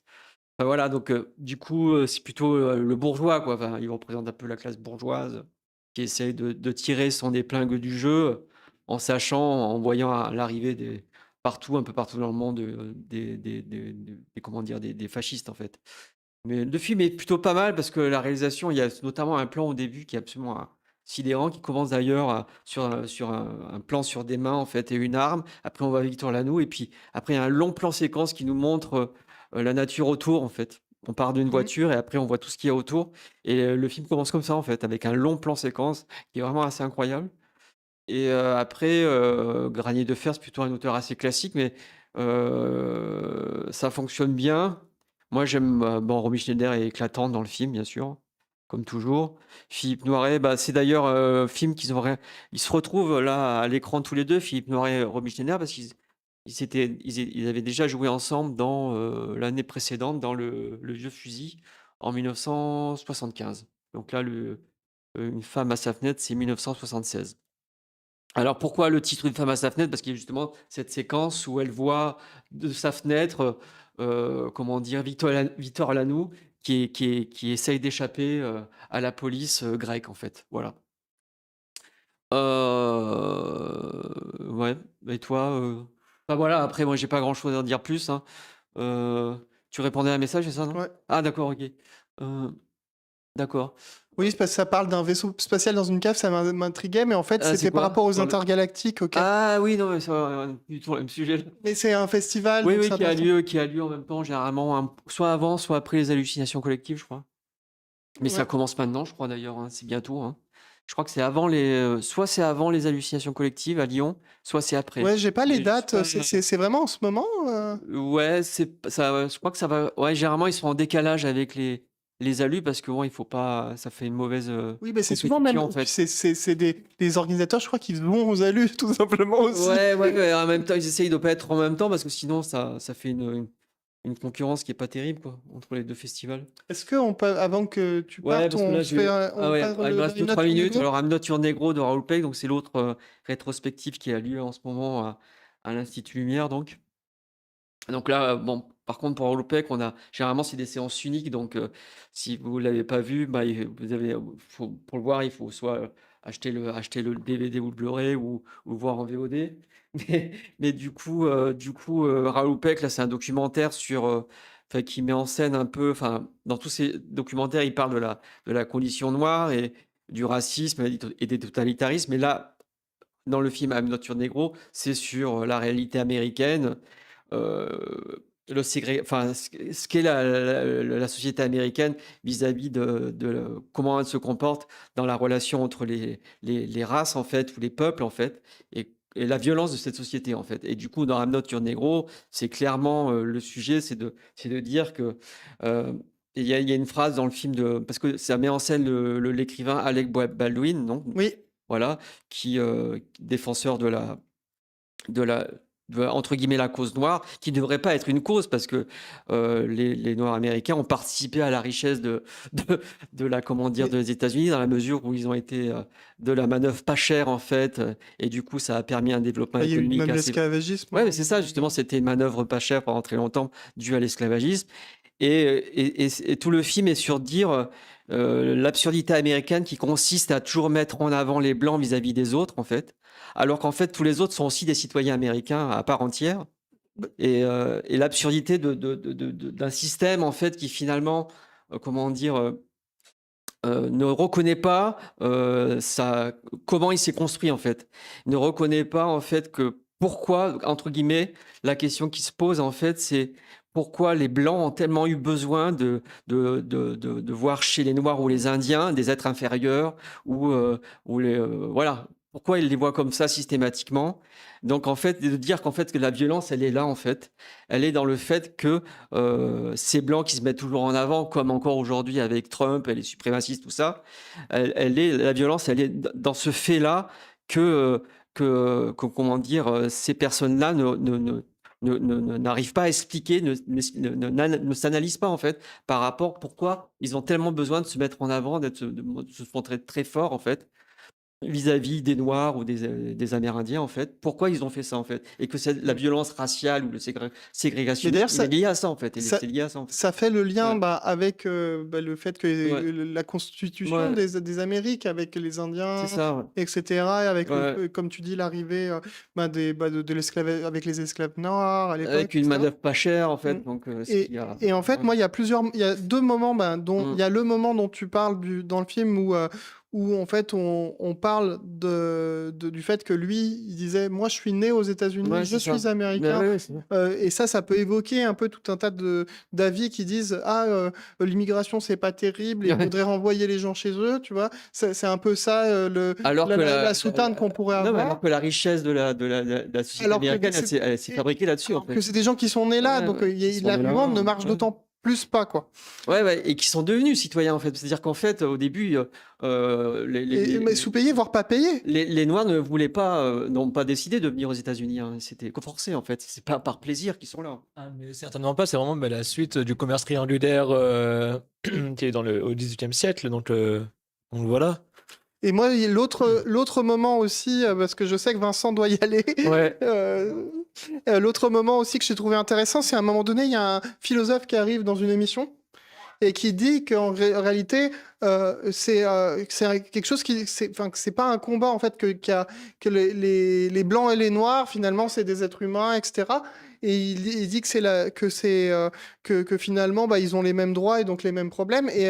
Face à ça, donc l'écrivain, enfin, il lui dit en face, mais en fait non, aujourd'hui les noirs ils sont pas perçus pareil que les blancs Et aussi, il y a encore des très très gros problèmes de ségrégation aux voilà. États-Unis, et même pas qu'aux États-Unis, etc. Et du coup, il dit Je que vois si lui, c'est avec George Floyd. il a peur justement par rapport à ça parce que il se sent persécuté ou alors il a peur dans la rue et il parle de son passage à Paris à ce moment-là. Mais quand tu vois ce qui s'est passé même là récemment avec George Floyd, il y a 5 ans, là le film il date d'il y a 6 ans, d'il y a 9 ans, donc c'est Oui, quand même toujours d'actualité. oui, C'est fou qu'il y a encore cette ségrégation. Si on rappelle ce qui a été entendu hier à la manifestation à Lyon, voilà quoi.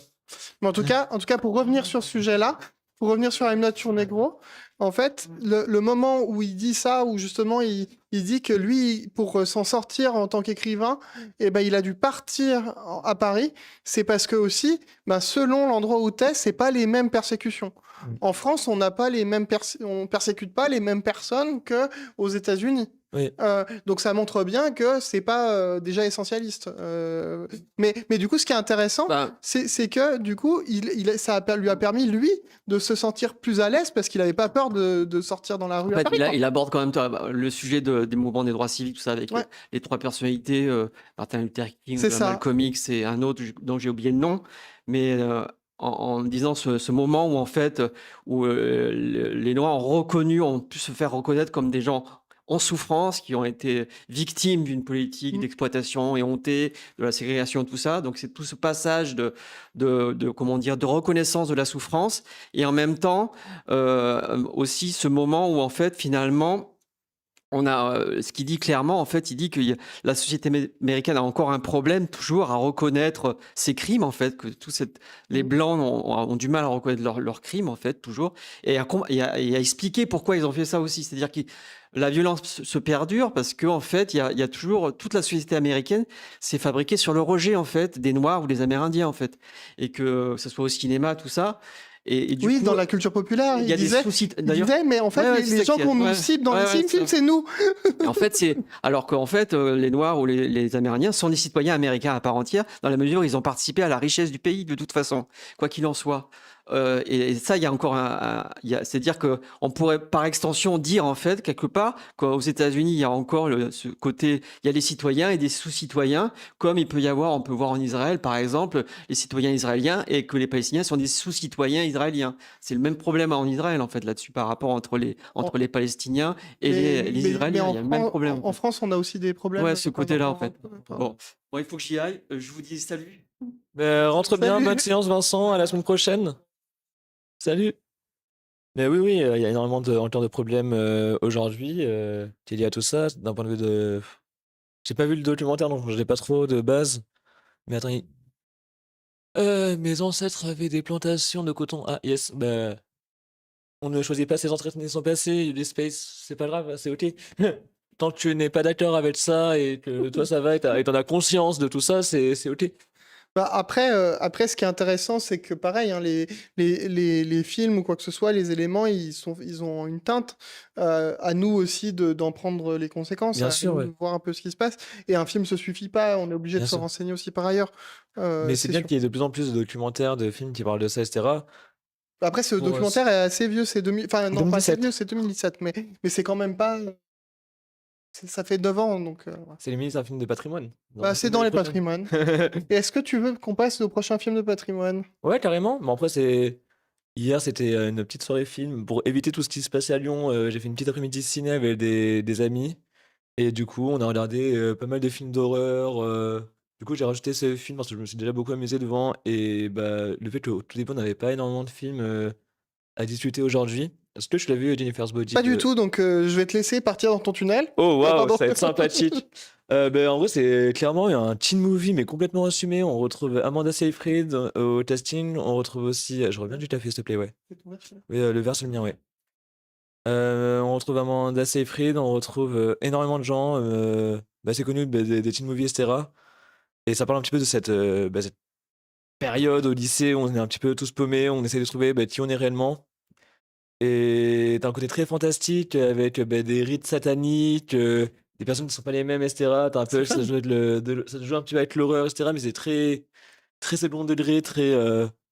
Mais fou, c'est cool. C'est très fun, c'est Ça un bon permet film. de décompresser un peu, c'est Ouais, ça? c'est un bon film à regarder entre potes. Il y a déconné un peu, puis t'as un peu un sous-texte aussi LGBT qui fonctionne très bien dedans. Non, c'est très cru, c'est très plaisant et c'est très cool à voir. T'as un truc très années 90, un peu, Ouais. mais qui est complètement, c'est très référencé. On ressent vraiment les références à Carrie, Reine du bal de Brian De Palma. Ouais. C'est non, non, c'est trop cool. Puis après, certes, c'est pas de base mon truc, les teen movies, mais là, c'est tellement over the top et tellement dans les.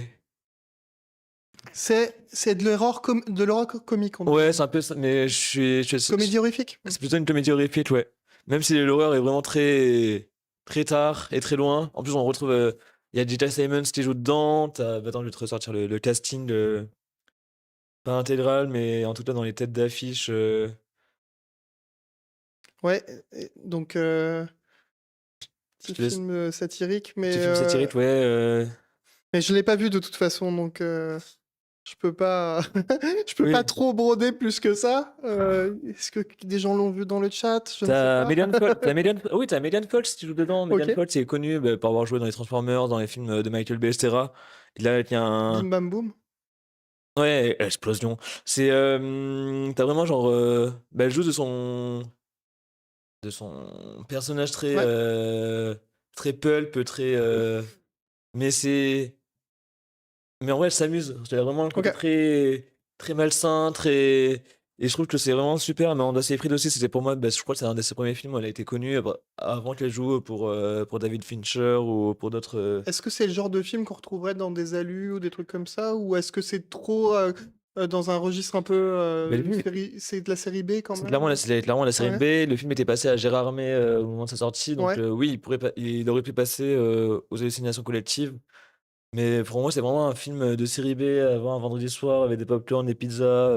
Ouais, ça reste un truc un peu genre ça va bien en VOD quoi, Ouais. en soirée télé quoi. Mais même en soirée, quand il Vidéoprojecteur repassait au cinéma ou dans autre. une nuit un peu horrifique, ça passerait très très bien et tout le monde il prendrait énormément de plaisir à voir le film, etc. Soirée téléphone portable en horizontal. Pardon. Comme ça? Genre, tu regardes des films sur ton téléphone, j'espère que Yodi Space, tu ne fais pas ça. Non, mais c'est ok, hein, ne vous inquiétez pas, T'inquiète. vous avez le droit de regarder des films sur téléphone, il n'y a pas de problème. Bah écoute, est-ce que tu as des choses à dire en plus Franchement, c'est très plaisant et si vous ne l'avez pas encore vu, c'est une bonne petite découverte Donc, à voir. C'est pas le film du siècle, mais détendez-vous avec cette comédie ouais. horrifique. Le film d'après, ouais, du coup, on avait parlé tout à l'heure du film de soulèvement de Thomas Lacoste. Là, on va parler du coup de Le Vivant qui se défend, qui est un documentaire de Vincent Verza, qui est de base un vidéaste sur YouTube, qui est de la chaîne Partager, c'est sympa, il me semble, Ok, et donc ça, c'est quelque chose qu'on peut retrouver gratuitement sur YouTube, ok, gratuitement sur YouTube, donc qui c'est était cool, vous financé pouvez par aller le voir CNC tout de Talent, suite. etc. Ouais. Ah non, attendez quand même la fin de Attendez de la l'émission. fin, mais en vrai, je trouve ça assez intéressant de le mettre en parallèle avec le soulèvement de Thomas Lacoste. C'est la pote avec qui je suis allé le voir, le film, qui me l'a fortement recommandé et pour le voir. Et c'est un cinéaste ou c'est un C'est un youtubeur? vidéaste. Un vidéaste classique, ok. Mais en vrai, je trouve que c'est assez. Le seul problème que j'ai. Déjà, comparé au soulèvement, lui, il est allé sur le terrain, il allait filmer et parler avec des gens, etc. Ouais, donc ça Mais- montre un peu plus, c'est un peu plus, c'est pas juste du témoignage Ouais. facecam, quoi. Et t'as un côté très aussi naturaliste qui s'intéresse vraiment au monde du vivant, des animaux, et à tout l'écosystème qui est détruit après des passages, etc. Mais t'as un côté très auto-centré, très moi-je. Mais ce que j'aime bien dans sa forme, c'est que ça part de l'individualiste et ça va à la fin vers le collectif. Donc ça va assez beau. T'as le montage qui est assez amené pour te donner envie de te mobiliser. Je trouve ça assez cool. Autre bémol, t'as quasiment aucune présence féminine dans le film, dans Manque de le, dans- diversité. ouais, de diversité de genre, etc. Et je trouve ça assez dommage que c'est assez mix, en tout cas, tous ces mouvements-là. Mais le film est assez intéressant à voir. En vrai, ça donne plus d'espoir et plus d'envie de se mobiliser pour la cause. Et en vrai, je trouve que le film réussit en tout cas son pari et de partir un peu à l'aventure et un peu à sa découverte de ça, parce que c'est vraiment un peu une réflexion qu'il a eue, notre Vincent Versat, en tout cas ce qui est narré dans le film. Mais ce côté très trop personnel, que j'ai un peu du mal avec ça.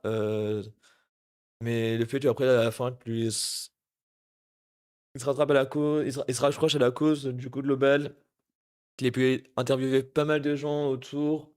À différents endroits aussi, surtout de base, sur le projet sur l'autoroute. Il date de l'année dernière, donc le documentaire a été tourné majoritairement en 2024 et 2025. Donc on est majoritairement sur le projet d'autoroute entre Castres et Toulouse. Et je crois qu'il y a un peu de Sainte-Soline, mais je suis plus sûr de ça. Mais on retrouve également les mêmes images d'archives que dans Soulèvement, parce que ils ont pris les mêmes Qui bases de données, recycle. etc. Ils Pardon. recyclent un peu. Oui, pour les écolos, oui. Non, je trouve ça assez génial. Moi, ça me donne encore plus envie de me mobiliser là-dedans, alors que j'ai juste mis un petit orteil en étant bénévole à l'Alternative Bar, tenu par Action Justice Climat.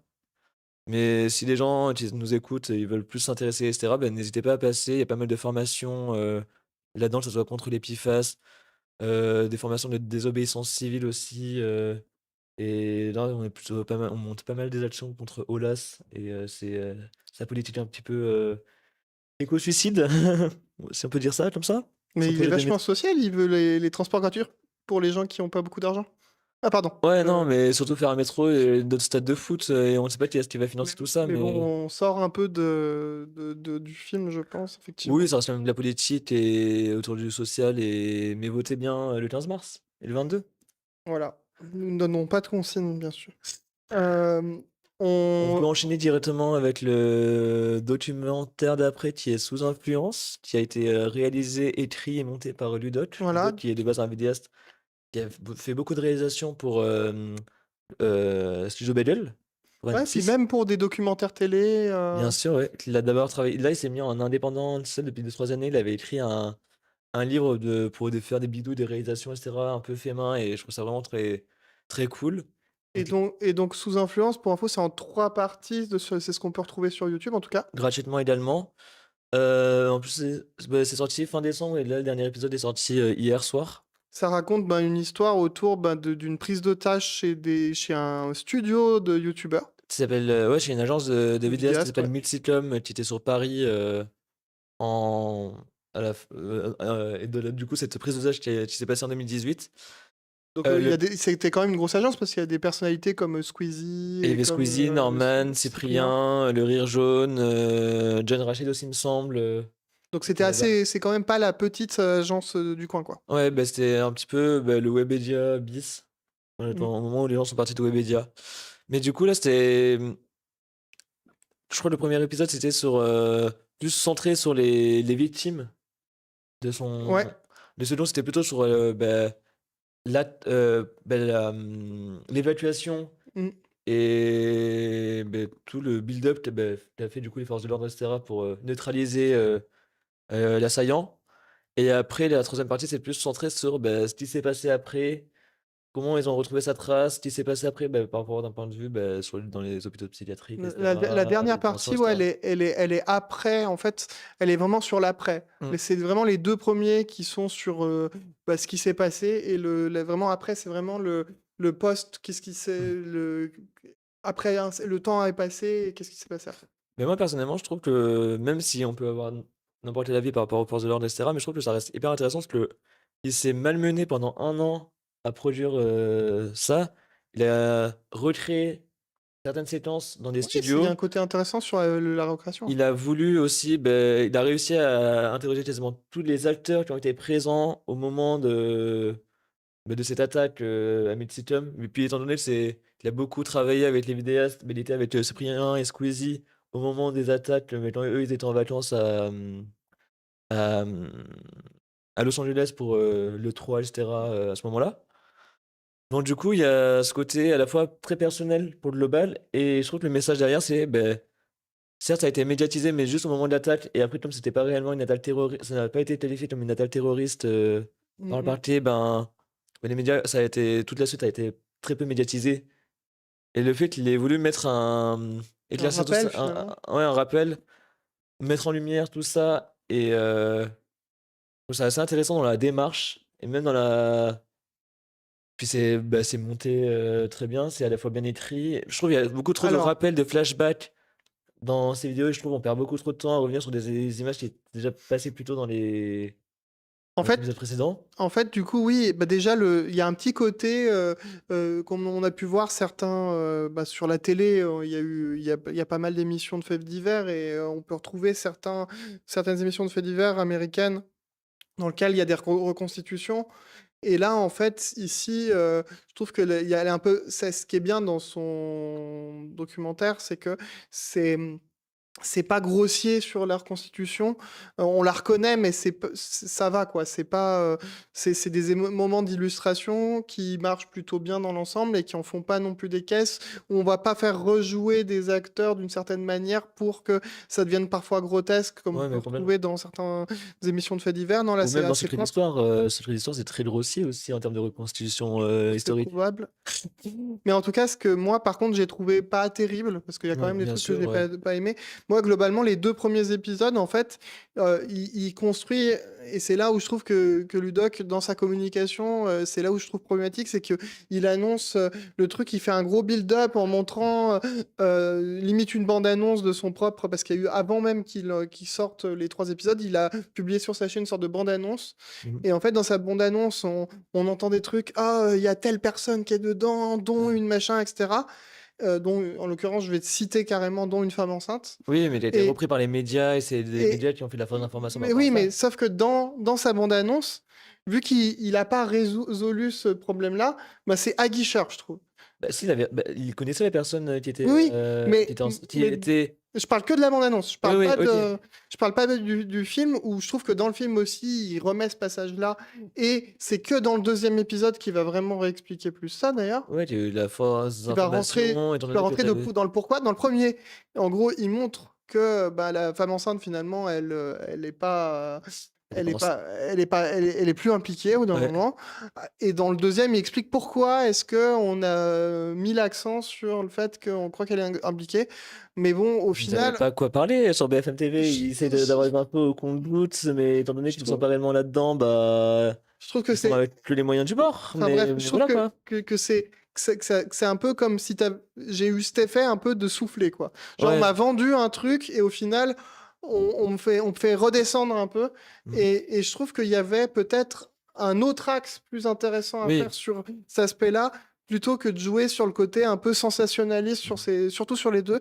Et je trouve qu'effectivement, c'est plutôt dans le dernier épisode où là, ça revient un peu plus sur quelque chose qui est plus proche de l'analyse, qui est plus proche de, moi, j'ai eu peur aussi dans le dernier épisode de comment il allait se terminer, parce que c'est vraiment jusqu'au bout où on se dit, selon comment il termine, c'est pas Ouais. forcément très, il y a un message vraiment qui va être donné, et j'avais un peu peur, et au final, je trouve que la toute fin, il conclut très très bien. Mm. Il conclut très très bien la fin, et pour moi, c'est ça qui fait que dans son ensemble, c'est OK. Mais Oui. si par contre, il n'y avait pas eu ce 3e épisode, j'aurais trouvé que c'était en dessous. Et Globalement. oui, mais il aurait manqué quelque chose dans ça. Ah ouais, totalement. Ça aurait été complètement incomplet. Bah d'ailleurs, j'ai vu qu'il a sorti ces 3 épisodes à part. Moi, j'avais déjà vu un peu des retours qui Ouais. disaient ouais, bon, le premier épisode, enfin voilà, c'est pas non plus si incroyable que ça. Et, euh, et je pense que c'est pour moi une erreur qu'il a fait de le vendre comme un truc incroyable. Ouais. Parce Après, que finalement, ce qui est plus intéressant, c'est plus qu'est-ce que je veux raconter à partir de ça. Ouais. Mais certes, ouais, bah certes, la forme a mal été peut-être promue ou. Même s'il y a des trucs qui sont quand même vachement. Ouais, c'est. D'un point de vue global, moi, j'ai quand même été accroché. Ce sera jamais le troll rose vidéo de 50 minutes. C'est en termes de Ouais, mais rythme, moi, c'est je l'ai vu en efficace. plusieurs fois quand même. Oui, Mais mais ouais. j'ai vu évidemment les épisodes. J'ai pas vu tout d'un seul coup. J'ai vu d'abord, j'ai vu au moment à chaque sortie des épisodes. J'ai vu, je crois, il y a 2 semaines entre chaque épisode quasiment de publication ou 3 semaines. Et donc du coup, c'est bien, ça a fait une série qui est étalée. Et à la fin, on se retrouve avec une œuvre qui fait à peu près 2 heures ou 2 heures et demie. Ouais, c'est possible, ouais. Au total. Ouais. Donc je trouve ça. Mais oui, du coup, la dernière partie est beaucoup plus intéressante. C'est vraiment qui parle Alors que plus. pourtant, en ayant vu les 2 premières parties, on dit mais qu'est-ce qu'il va pouvoir dire dans la 3e, quoi. Ouais. Et pourtant, la 3e, c'est la plus grande, donc Mm. c'est assez étonnant. Et puis il revient sur comment il a récupéré des infos par rapport à des choses judiciaires, ce qui se passe dans les cliniques psychiatriques liées soit du coup à la police judiciaire, etc. Quand est-ce que tu qualifies la psychiatrie Etc. de la prison? Il y a eu pas mal aussi de trucs que j'ai trouvé cool, c'est le fait qu'il a cité des sources. Mm. Et ça, c'est cool. Franchement, ça, Ouais. c'est vraiment un point positif. Et moi, je Mais trouve que ça manque un peu par d'un point, moment. Et là, c'est bien de l'avoir. d'un point de vue enquête journalistique, etc., ça se pose là. Oui, Tu c'est vas, très bien. Ouais. il te montre toutes les preuves. Bon, après, il a masqué certaines données, par exemple, sur le nom, les informations, du coup, de l'assaillant qu'il a réussi à retrouver, etc. Oui, pour préserver quand même Son anonymat l'anonymat. et en fait, il y a toute une vague de haine vers lui. Mais je trouve ça assez bien Intéressant. tourné, intéressant et c'est cool. Parce que même, j'avais bien aimé aussi son dernière enquête sur un agresseur, sur un pédocriminel. Oui, oui, tout à fait. Et je trouve que ça va. Je trouve que. Moi, Mais tu vois, par exemple, moi, dans le ton, je le trouve justement, vu qu'il vient de la télé, il y Ouais, a ce côté très, vraiment, on voit que ça vient de la télé, quoi. On voit qu'il ouais, vient de la télé, il vient pas de YouTube. Contrairement, par exemple, à des choses comme Babor, tu vois, je connais pas du tout Babar. ben, tu regarderas Babor l'éléphant, et ben qui lui va faire aussi des enquêtes Ouais, ou mais qui est encore très différent de ce que tu vas retrouver à la télé, et ok. pourtant c'est très sourcé, et tu vas retrouver, alors ça, Babor, c'est un peu rentre-dedans aussi, mais par contre, t'as aussi, comment c'est, Milgram aussi, Ah, G. Milgram qui peut être intéressant aussi dans les enquêtes qu'il va faire sur notamment ben lui il va voir aussi sur en fait quand on te vend du bullshit, et il va ouais, sourcer ça, et il va montrer que, y compris dans des grosses boîtes, il montrait une chaussure notamment de Nike récemment ok. qui disait que elle utilisait des machins quantiques ou scientifiques, etc.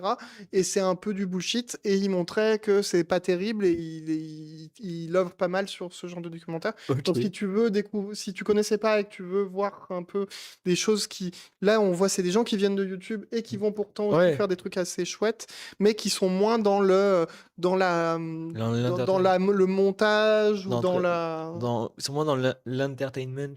c'est ça, c'est moins dans la. Alors, il y a un ton, mais Ouais, oui, c'est moins dans dans le ce spectaculaire. côté, on va te vendre du spectaculaire, c'est plus, on va t'étayer, et ça va quand même être bien rythmé, et c'est pas boring du tout, quoi. Enfin, Bah, je te recommande de m'envoyer les liens via, via WhatsApp, via tout ce que tu veux. eh ben, écoute, on verra ça après Ou mettre l'émission, même les mais en tout liens, cas, n'hésitez pas à rechercher. mettre les liens, en tout cas des deux documentaires, plus On peut les mettre dans dans la la description de la description, vidéo carrément, ouais. si on n'oublie pas. Est-ce qu'on passerait pas maintenant au tout dernier? Au tout dernier, ouais, carrément. Alors, je ne sais pas pourquoi, dans quelle rubrique le mettre, parce que j'ai mis dans rattrapage Express, mais en vrai, c'est un film qui est très peu distribué, où il faut juste demander à la tour Audio pour pouvoir le distribuer, et il faut faire des Il est projections de sorti ce au film. cinéma ou pas? Bah, pas réellement, il est juste faire des projections un peu à droite, à Ah, gauche. c'est des projections événementielles. Oui, ben, en Ouais, général, c'est quand. Du coup, ça veut dire que ben, il n'y a pas eu. Ça passe pas par la billetterie ouais. CNC. Non, non, mais alors que le film a été en plus financé par Enfin, le si, CNC, peut-être, mais. Talent, etc. Ouais. Mais Mais tu sais, il a pas trouvé de distributeur ou un truc comme ouais. ça, quoi. Alors que le film est hyper intéressant, il a été financé par l'ADEME, qui est du coup un projet de financement pour les projets de demain, donc du coup de l'État, etc. On suit, le film a été réalisé par Jérôme Zindi, La Nouvelle Aventure en Mobile. Il nous présente toutes les alternatives ce sont des véhicules intermédiaires. Donc par exemple, un vélo avec, là on voit sur l'affiche avec, je sais pas, un coffre derrière, mais un peu comme une voiture motorisée, mais qui n'est pas qui est une voiture plutôt sans permis, où tu peux aller qu'à 45 km/h, mais quand même avoir pas mal de charge derrière. Ça va être basé sur un vélo avec des gens qui ont construit autour toute l'attirail, toute l'armature du véhicule, mais ce n'est pas toujours considéré comme une voiture.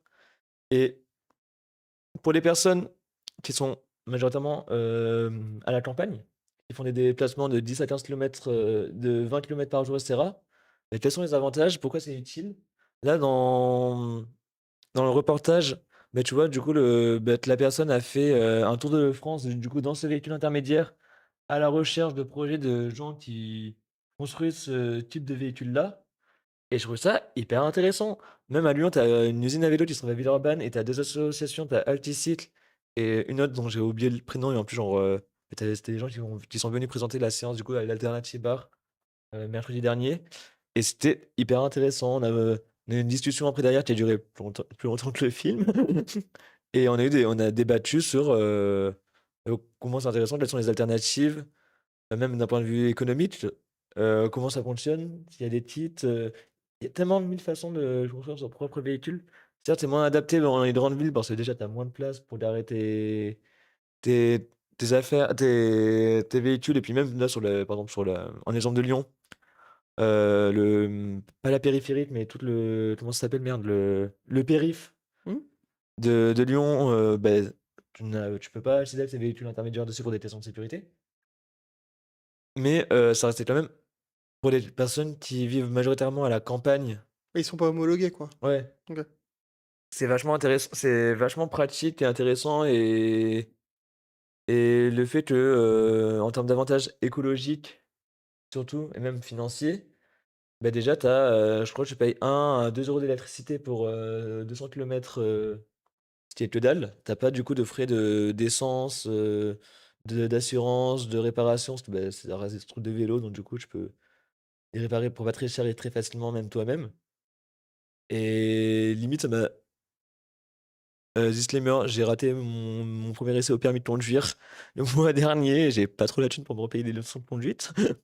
Du coup, ça m'a pas trop, motivé à me reprendre des leçons de conduite, à me dire. Après, c'est bien de savoir conduire Oui, quand c'est même. bien sûr, bien sûr.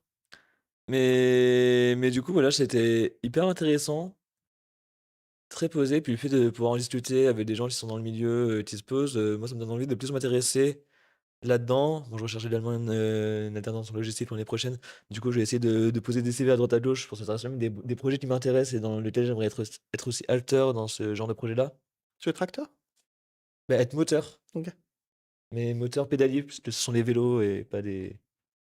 Voilà. Voilà. Est-ce que tu as quelque chose à rajouter, Colin, par rapport à ce film? Ben non, mais oui, bien sûr. Bah, tu eu énormément de vidéos sur YouTube, de Jérôme Zindi, de cette nouvelle aventure, mobile, et je vous recommande énormément d'aller vous jeter un œil dessus parce que, bah, tu tous les passages qui sont directement, du film qui sont, sur YouTube dans une playlist, et bah, du coup, allez checker ça si ça vous intéresse, si des véhicules intermédiaires vous intéressent également, et cette nouvelle façon de se déplacer, et à travers la France, et puis c'est une chouette aventure en vrai. Ok. Eh ben, merci pour ce film.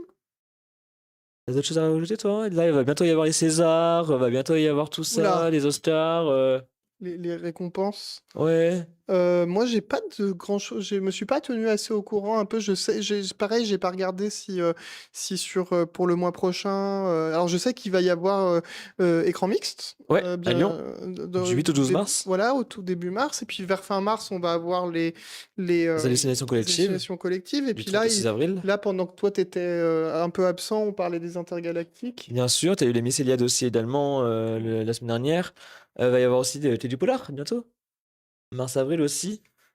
Ouais, c'est le début du printemps, tu as tous Tout le les festival festivals bientôt. qui vont arriver, donc ça va être très sympathique, on va y avoir beaucoup de choses, puis il va y avoir aussi les festivals des films du Sud. Tu as eu le festival des films de sport qui était la semaine dernière, il y a 2 semaines Ouais, à ainsi de l'Institut suite. Lumière, et cetera. Donc ça reprend et c'est cool, Ah ça oui, bouge, ça mais bouge après on à a Lyon. la chance. Alors, en plus, avant, il y avait, on avait même une carte à Lyon, enfin, Ouais, quelque le chose à Lyon, Pastino. qui s'appelait le Pasquino, qui permettait d'avoir une séance dans chacun des festivals. Et en fait, il y a beaucoup de festivals de cinéma. Ah ouais, il y a une sacrée et puis même, tu vas aussi, On vous ment en mai, Mm. non, ça va être chouette, et ça va être une chouette période, bah, avant du coup les vacances d'été, ou la période un petit peu plus morte, on va dire, dans le cinéma. Tu pas grand-chose de sympa intéressant si tout le monde était en Et vacances. les reflets, c'est quand, à peu près? J'en ai aucune idée. Mais ouais, Reflet Ibérique, ouais, tu aussi ça aussi, bientôt. Mais Festival des films du Sud aussi, Institut Lumière, bref, plein de choses sympas. Et puis là, tu eu Anabi aussi en début d'année, ouais. Comédia, Voilà. Oui, c'est tu vrai, as qui sont des plus petits les festivals. festivals, tu pas mal de festivals de courts-métrages, que ça soit le du Feu ou le festival du court, au Zola. Puis on n'est pas non plus très loin de Clermont où ils font Festival le international festival des de courts-métrages, court-métrage. on est à 2 heures de voiture. J'ai mon colocataire qui est allé, parce qu'il est journaliste, il a fait des trucs là-bas. Et j'ai des potes qui y sont aussi allés. J'aurais bien aimé y aller, mais c'est un peu tombé à la dernière minute. Et pour trouver un hébergement, avant, j'avais des potes à Clermont et j'aurais pu y aller, comme j'ai fait il y a 3 ans, mais là, c'est un peu plus compliqué, on va dire. Mais bon, c'est chouette tout ça. Eh ben, en tout cas, merci de toutes ces informations. N'hésitez pas à aller dans des festivals. Ouais. Et est-ce que tu veux rajouter quelque chose? Euh, non, je sais pas. Et c'est quoi déjà le nom de l'émission? Action. Non. Euh, Moteur? Colin, c'est long. Coupé.